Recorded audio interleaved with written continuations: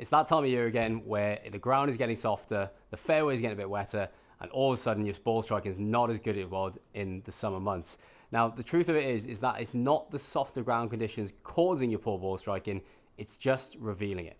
In this video, I'm going to explain to you why you start to strike the ball poorly when the ground gets softer, and show you the 3 biggest reasons it will happen, as well as some drills that's going to help you improve your ball striking, improve your low point, so you can stripe it no matter what the conditions are like outside.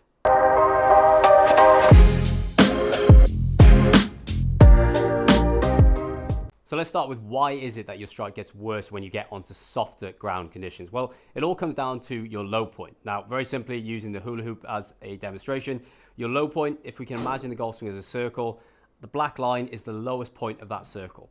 Very simply, that is the lowest point of your golf swing. Now, where we position this relative to the golf ball is going to have a huge effect on how well you strike the golf ball. Now, most golfers who struggle with fat strikes in the winter, what's happening is in the summer, when the ground's a little bit firmer, they may have their low point underneath, if not slightly behind the golf ball. And when the ground's a bit firmer, that club can actually bounce and skid a little bit through the ball and still give you decent contact. Similar to as if we're hitting off a fairway mat or a practice mat. And be sure to check another video I did on this as to why sometimes the mat can be lying to you about your ball strike, as it relates really nicely to what we're discussing here. Essentially, when the ground gets softer, you can no longer afford to bottom out just before the golf ball, because now the ground is actually going to give way for the club and you are going to end up fatting it. So that's the big reason why when it gets into softer ground conditions, you start hitting it worse. It's not that anything's really changed, it's just you were getting away with it with firmer ground conditions. So now we understand why does it start revealing itself in the winter, but what is causing it? Well, like I said, there are 3 big things that I see with golfers who most commonly struggle with hitting the ground before the golf ball. Now, the first one is the simplest one. It is simply the concept of how we actually hit a golf ball from off the ground. Many golfers who struggle with fatting the ball, i.e. hitting the ground before the golf ball, simply don't understand the concept that we are trying to strike the ground after the golf ball, so that we are hitting down on the ball and getting ball then turf contact. Many golfers will have the idea that they're meant to try and either slightly hit the ground before the golf ball to lift the ball up in the air, or they're meant to try and fit the club banging underneath the golf ball, which if you pull it off, you will get some decent strikes. But if you get it slightly too far back, that's where you're going to end up hitting the ground before the golf ball and fatting those shots. So the first thing we need to work on if we want to improve our ball striking, no matter what the conditions, is just getting clear on the concept that we are trying to hit the ground after the golf ball. We're not trying to pick it clean, and we're not trying to bounce it into the ground to lift it up in the air. We're trying to hit the ground after the golf ball, so we get a descending blow and that ball then turf contact.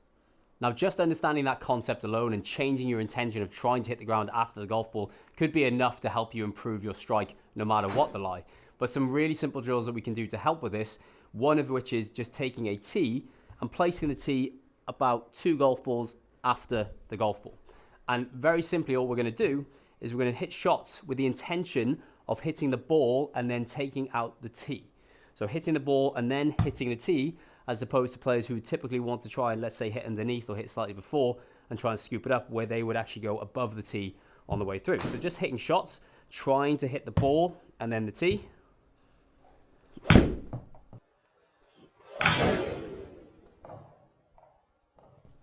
That in itself is going to help you improve where your low point position is, as you start to do lots of movements in your swings to create that low point moving forward to get ball and then turf. Now, as simple as this drill is, one of the keys with it is to explore the extremes. So in other words, if you've been doing the drill and you've had it 2 balls forward, the tee 2 balls forward of the golf ball you're going to hit, and you're still getting a little bit heavy with the strike, a little bit ground first, don't be afraid to push the tee further forward.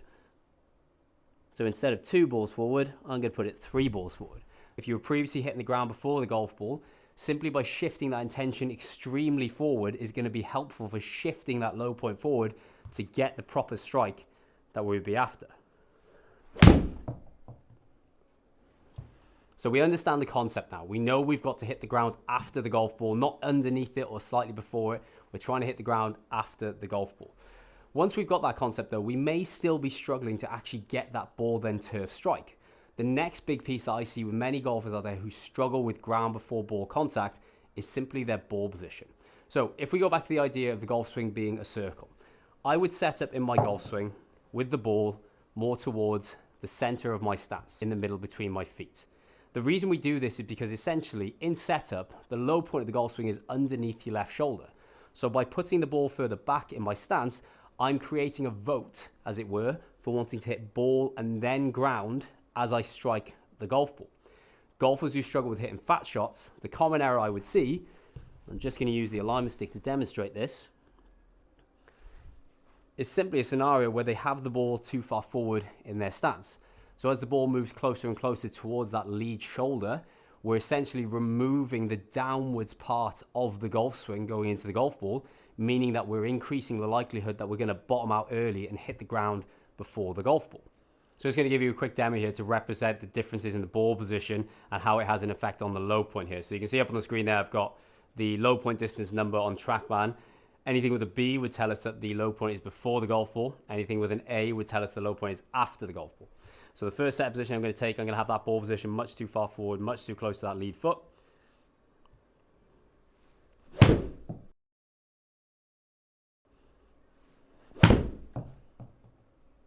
You can obviously hear and see the big ground strike there. And we can see in turn that low point being 3.7 inches behind the golf ball.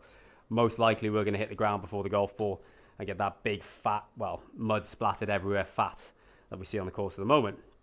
The second one, I'm just going to move the ball position further back. I'm now going to put the ball more towards the center of my stance. So relative to my belt buckle, it's going to be ever so slightly just to the left, about one ball left of my belt buckle. I'm going to make a similar swing.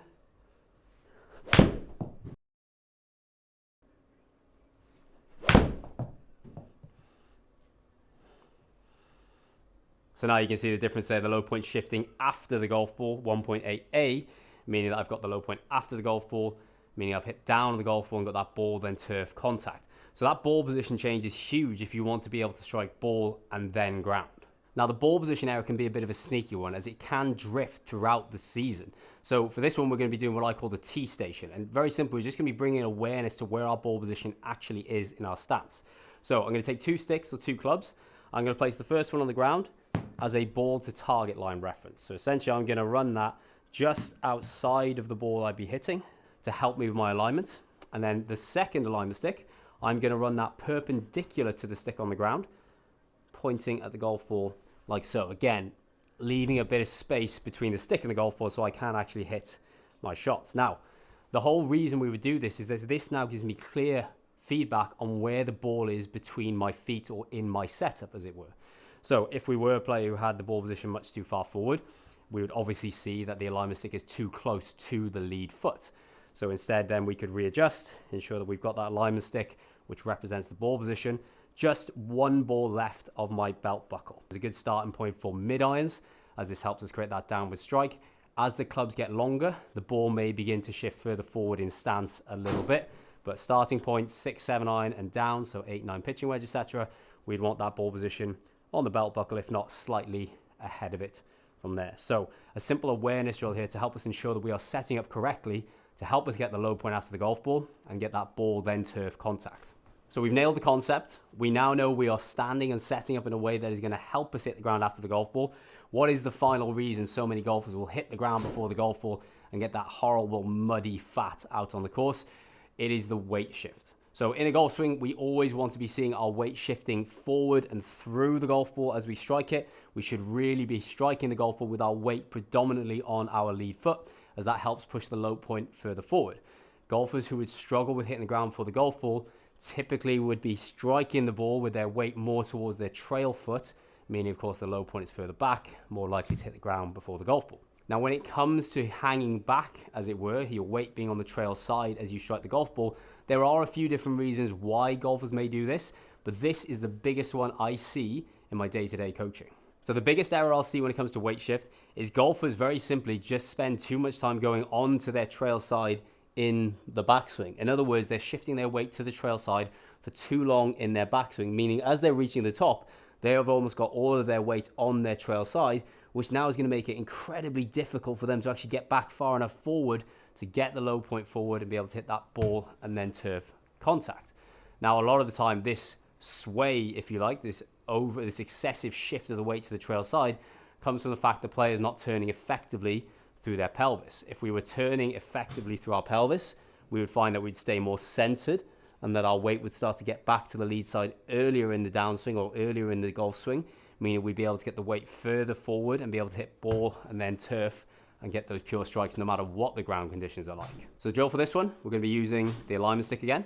And this is almost like a double-edged sword because we can actually use the alignment stick for the drill and for checking our ball position. And with this one, what we're going to do is as we make our backswing, as opposed to the trail hip simply drifting to the trail side all the way in the backswing, we're going to start feeling that as we make our backswing, we're going to start turning the trail hip to the other side of the stick, or if you like, the lead side of the stick.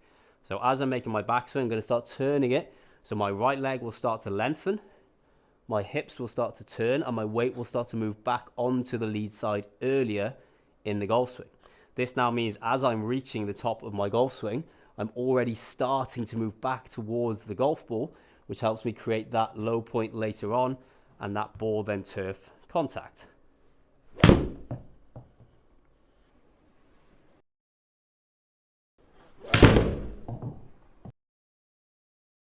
So if you start to see your strike disappear as we start to get into the muddier, wetter conditions, don't panic. You're not destined to fat it all the way through the winter.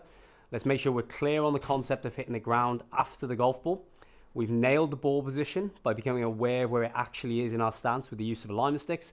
And let's make sure we're moving that pelvis and that pressure and weight appropriately so we can get the low point further forward and get that crisp, clean strike throughout the winter and then into the next season as well. If you found this video useful, guys, please hit like and subscribe.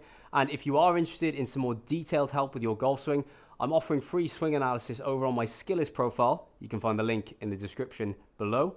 It's for me to break down your swing for you and help you understand what's going wrong in it, and then a bit of an insight into how I would go about fixing with you via online coaching on the Skillist app. Or if you're looking for in-person sessions, check out my website, hwgolf.co.uk, where you can find all the details about how to get in for a session with me in person and start improving your game this winter, ready for next season. And let me know in the comments below if you have any requests for what sort of videos you'd like to see here on the channel, what parts of the game you would like help with. I always love hearing what I could do to help you with your game. So stick it in the comments below, and I'll be sure to make a video of it for you here on the page.